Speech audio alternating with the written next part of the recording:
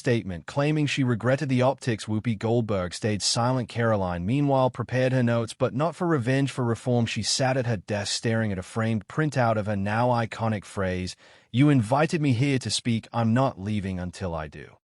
She whispered at once to herself, then stood up and walked to the Capitol hearing room. Cameras flashed. Protesters stood outside, but many waved flags not of political parties but of free speech itself. Inside the chamber, senators asked their questions. Karoline answered with composure, never flinching. "This isn't about ideology," she told the panel. "It's about integrity. If we can't trust the platforms where ideas are exchanged, we can't trust the conversations themselves." One Democrat even nodded. "We may not agree on politics, Miss Leavitt, but I respect how you handled yourself." She offered a calm smile. "That's all I ever wanted, a fair hearing, not applause, just honesty." When she stepped outside afterward, the press mob surged, but one young journalist broke through. "Karoline, what do you say to those who think you just got lucky?" She turned, expression steady. "You don't look into standing your ground, you prepare, you stay principled, and when the moment comes, you speak." That quote went viral by nightfall. The next morning in homes across the country, parents showed their daughters clips from Karoline's speech. College professors assigned media ethics essays about the incident. A best-selling biography deal was quietly signed behind the scenes. Karoline didn't ask for any of it. She had only walked into that studio to speak, and because she didn't back down, America finally listened. In a world where noise often drowns out truth, one calm voice can still rise above the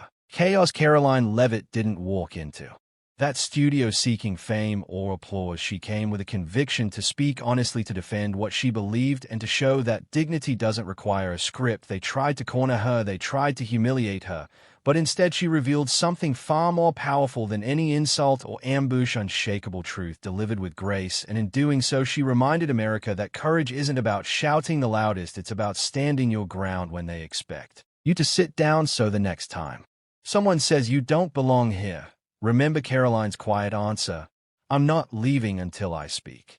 It was supposed to be just another Thursday morning on Capitol Hill. Reporters buzzed through marble hallways, interns clutched coffee cups like lifelines, and cameras flickered to life for another day of coverage. But somewhere in the West Wing, Karoline Leavitt sat, unruly still, her eyes locked on a screen, her face pale but determined. Earlier that morning, an anonymous file had been dropped into her encrypted inbox. No message, no sender, just a file labeled WHTV Backroom Raw 0326.mmp3. Karoline hesitated only for a moment before clicking play. The voice on the recording was unmistakable. Whoopi Goldberg. The audio was rough, but the words were clear. "We let her on for drama, not for a real conversation. The girl's a puppet, I say. Bait her, let her explode, makes better clips. That's how you handle someone like her." Karoline froze. She knew immediately what this was: a backstage moment from The View, likely never meant to see the light of day. But it wasn't just the mocking tone, it was the intent. They had invited her on not to debate, but to embarrass her, to break her. She replayed the tape again, then once more. Each time her spine stiffened, her voice, so often calm, under pressure cracked with fury. "They set me up," she whispered,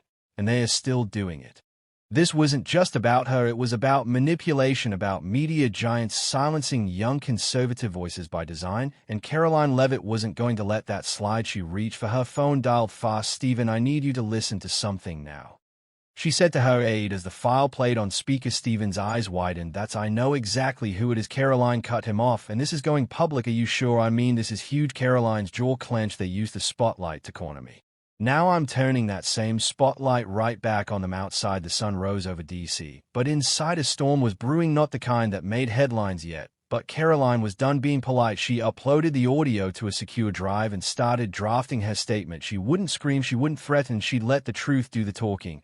And this time it would speak louder than Whoopi ever had. Karoline stared at the blinking cursor on her laptop screen. Her fingers hovered above the keyboard, not from hesitation but precision. This wasn't going to be some viral rant. It had to be something more measured, calm, and devastatingly effective. That was her power. That's what they never saw coming. She typed, "Last week I was invited onto The View. I expected disagreement. I expected pushback. What I didn't expect was a premeditated plan to provoke, humiliate, and silence me. Today I received an anonymous recording, the voice unmistakable Whoopi Goldberg. What she said off camera tells you everything you Need to know about what happens behind the curtain? I believe in transparency, so I'm releasing the full clip unedited. You deserve to hear it for yourself. She attached the file, added the hashtag The View Unmasked, and hit post. Within minutes, her ex notifications exploded. The first wave came from her base mega supporters, conservative activists, and young voters who had followed her journey from Trump's press briefings to independent firebrand. Then came the media watchdogs amplifying the story, with headlines like Karoline Leavitt exposes what really happens behind liberal media curtains. And then came the silence from The View's official account. No denial, no clarification, just nothing until someone dug up a clip from that same episode, a fan-angled video shot during a commercial break. You couldn't see much, but you could clearly hear Whoopi off camera saying, "Let her talk herself into a corner, makes for better ratings."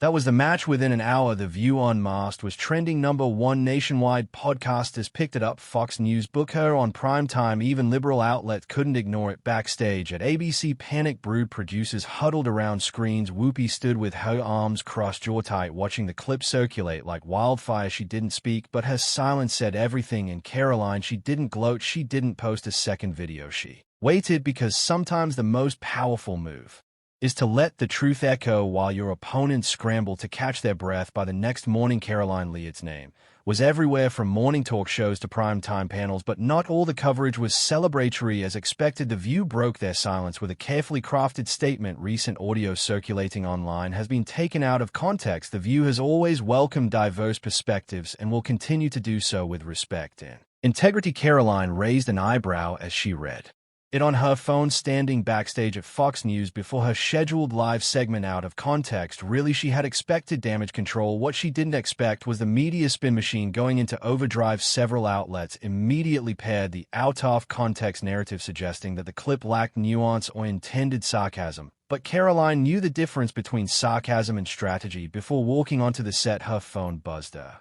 direct message from an anonymous account. "You haven't heard the worst of it. They cut the rest of the tape. Want to hear how deep this goes?" Attached was a second audio file. This time it wasn't just Whoopi, it was another co-host, clearly Joy Behar, laughing. Let her cry about being attacked. That's the game. Conservatives love to play the victim card. Karoline froze. It was no longer just a personal attack, it was systemic, orchestrated, and she now had the proof. She saved the file, looked into the mirror one last time, and stepped onto the live set. Karoline, the anchor, greeted. "You've sparked a media firestorm. What do you say to people who claim you're just playing the victim?" She smiled, not the smile of someone cornered, but of someone holding the next ace. "I don't play victim, I expose patterns, and I've just received a second tape." The anchor blinked. "You mean another recording?" Karoline nodded. "Yes, and it's worse." The studio fell quiet. Viewers leaned in, and in that moment, Karoline knew the battle wasn't over, it was just beginning. She had a second recording, and she wasn't afraid to use it. Karoline didn't wait for the networks to spin their next excuse. That night at exactly 7:00 p.m., she posted the second audio clip with a caption that didn't need bold fonts or hashtags to go viral. Context. Here's your full context. Yours, The View Unmasked Part 2. The recording began with idle chatter between the co-hosts during a commercial break, then unmistakably Joy Behar's voice cut through. "Let her go off. These mega girls always think they've